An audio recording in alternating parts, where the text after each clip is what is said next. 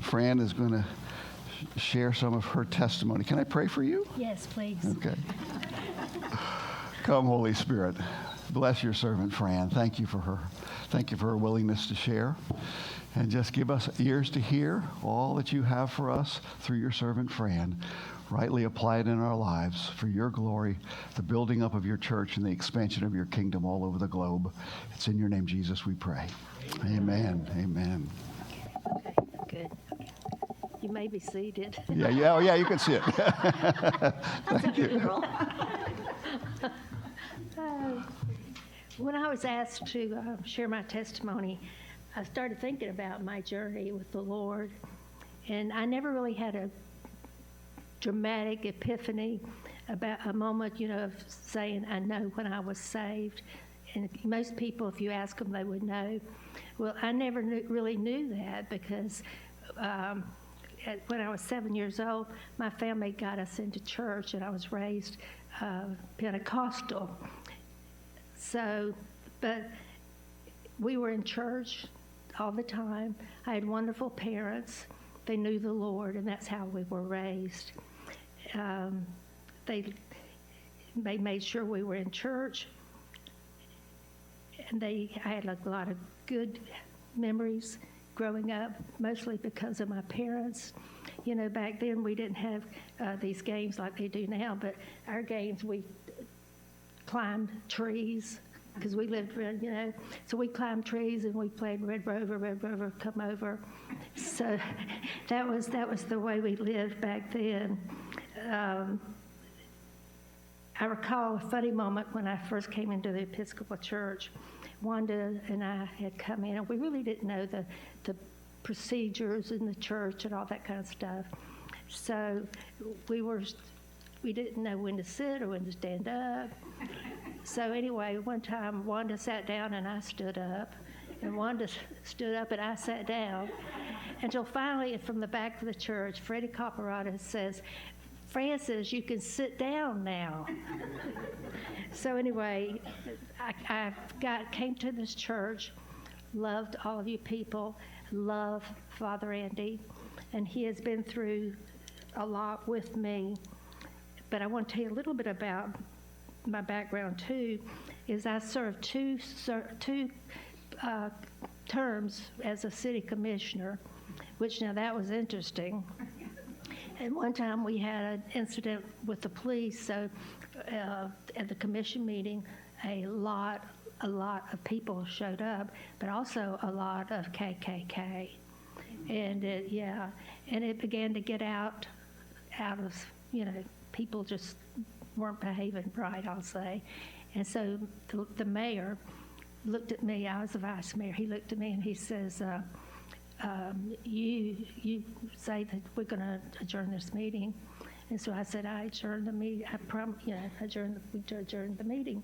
Well, and then John Paul Rogers was there, who was in charge of the KKK at the time. And he says, well, I want to speak. And I said, well, we've adjourned the meeting. And I thought, you can talk all you want to, we just won't be here. And, so anyway, the next day we found out we'd been, taken to task, I shall say, for that behavior we presented. And so we had what we had to do was go to Tallahassee and go to a school, go to a class, learn all the behavior we should or shouldn't do, I guess. But things have worked out.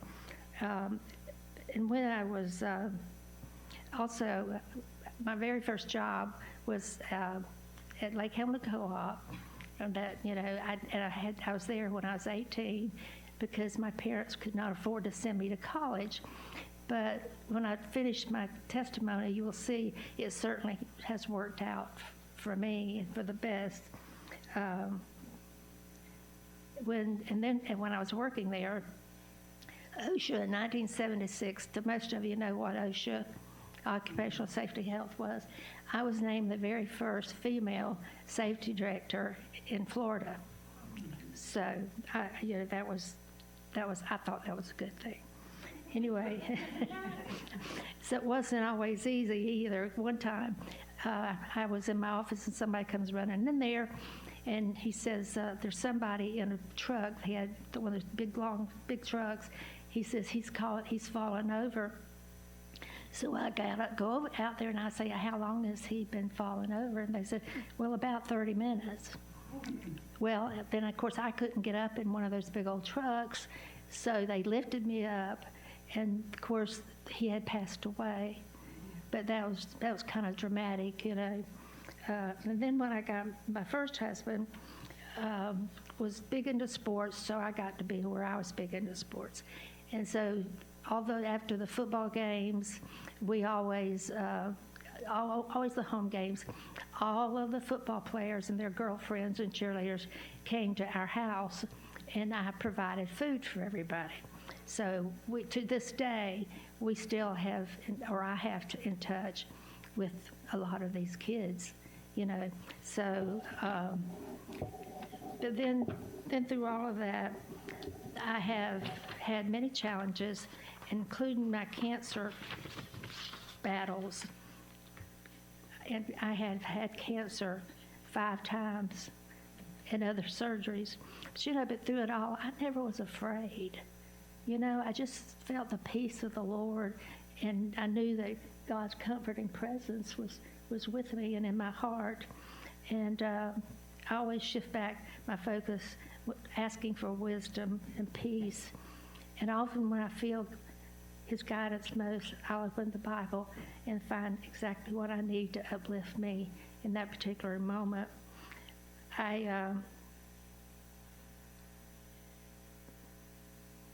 My journey with cancer began when I was 30 years old, and I came through it okay. But then 30 years later, cancer reared its ugly head again. And after my very first breast surgery, I felt really uneasy because the doctors had given me no treatment plan or anything, just let me go. But one day I bumped into one of the doctors in Publix. He says, I've really been worried about you. I want to know how you are.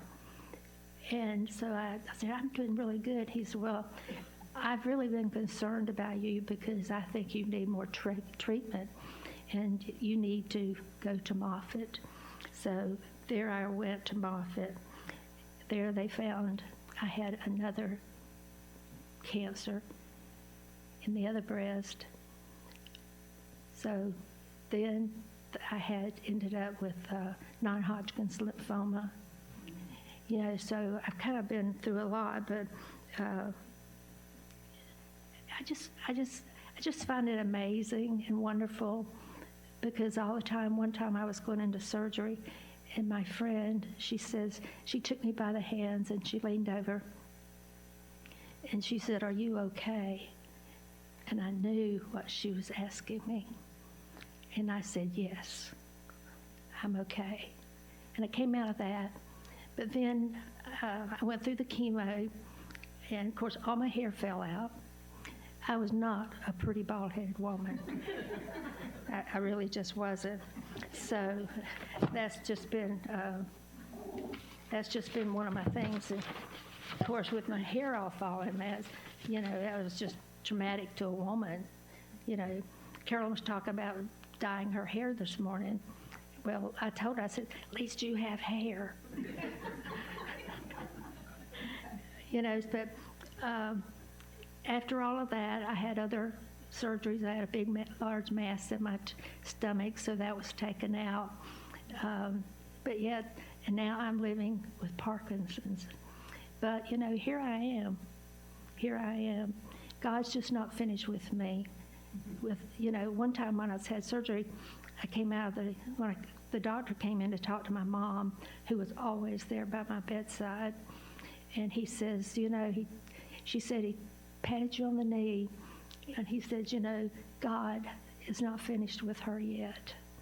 So it gives me chills to know how God has worked in my life. And then one of the good things that happened, I was working for Representative Troutman, and he told me when we had just been elected, and he says, we need to do something, because you got to get your name out there if you're a politician, right? And so he said, let's do something. I said, let's do something for the soldiers. So they were coming back from Afghanistan. So he says, well, let's just throw up some tents outside the office and do something like that. Well, by the time he got back from Tallahassee, I had a general and some admirals. I had, all kind of people, the mayors and the senators and the representatives coming to this event. And so we had about 6,000 people. 6,000 people were at this event. And sometimes when you're at my house or maybe coming over for Christmas, you can see. And in one of my rooms, I have a tree, Christmas tree I've always put up. It stays up, and it has military things on it, but it was called Operation Troop Salute. Laura Bush was our speaker. And the funny thing about that is President Bush was going to be our speaker. And so there was all kind of, snipers up above, in the houses and up above the ceilings and stuff.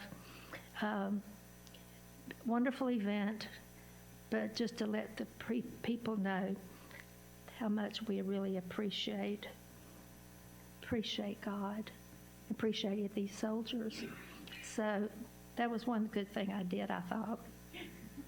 And so then I, thinking about it, I thought, he provides rest when we're weary and peace when we're afraid. He nourishes the earth, feeds the animals, and blesses humanity with his greatest gift, his Son, Jesus Christ. So how can we not give back? When we reflect on that, on everything that God has done for us, how can we not respond with generosity toward his kingdom, actively working in the here and now?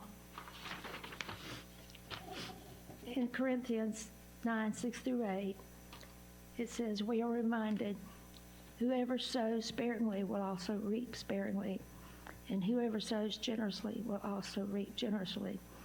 As I approach the end of my life, my deepest desire is to hear my master say, well done, good and faithful servant.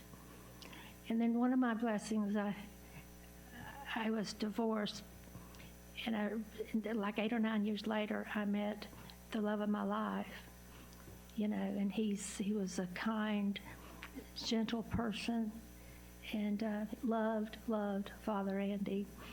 And then he had gotten sick, and he gave Father Andy a coin, and I don't remember exactly the saying, but he told Father Andy, he said, just give this back to me when I'm well.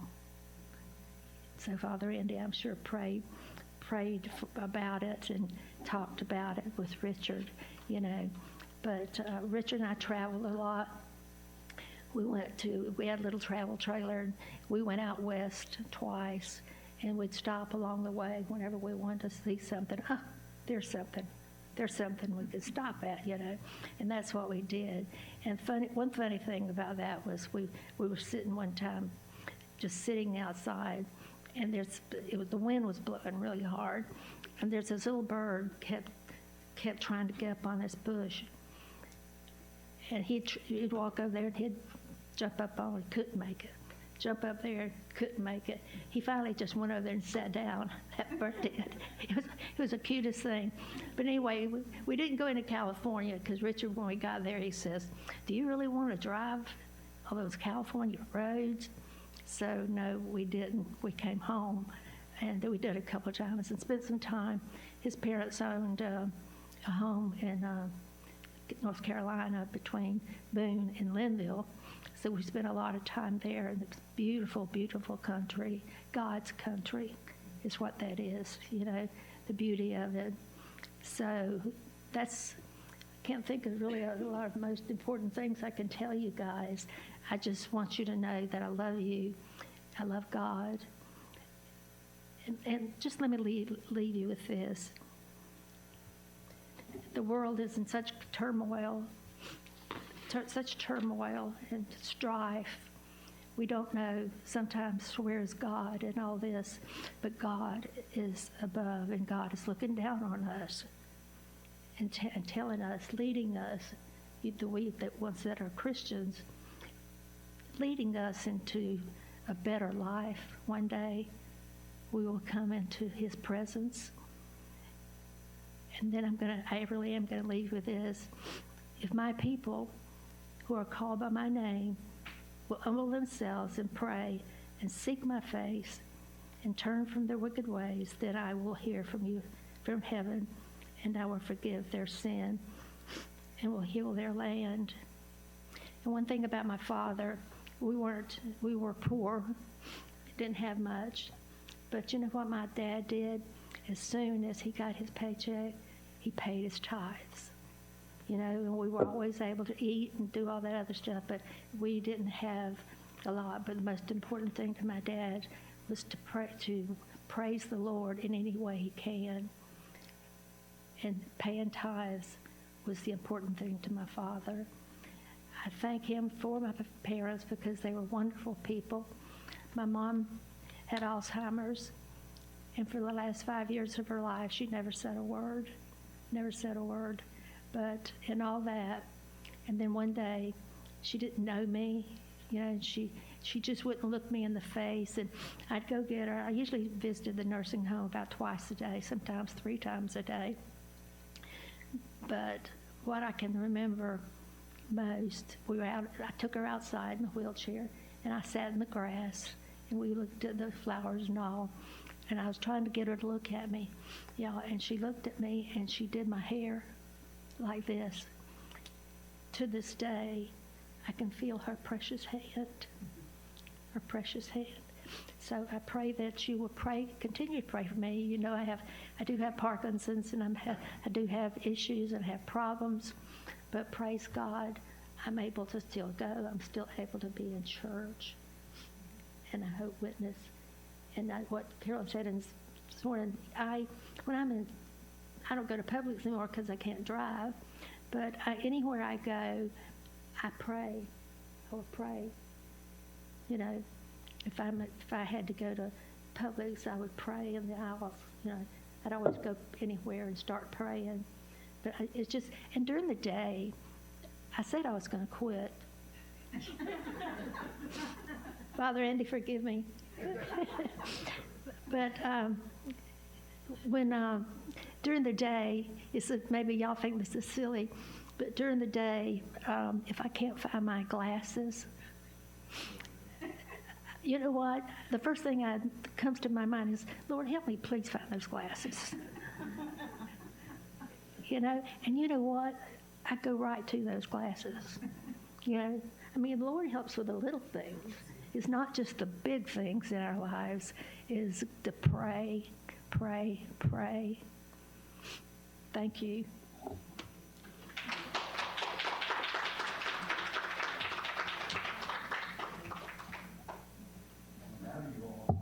A little bit understanding, a great appreciation for Fran, if you didn't already. She is a picture of perseverance, wouldn't you say, as you hear her story. And she's still going. Just like kind of we said earlier about Ken and Bill, that applies to Fran too. She just keeps on going. Yeah. Fran, thank you for sharing, and we pray God's blessing to be upon you and all of your loved ones.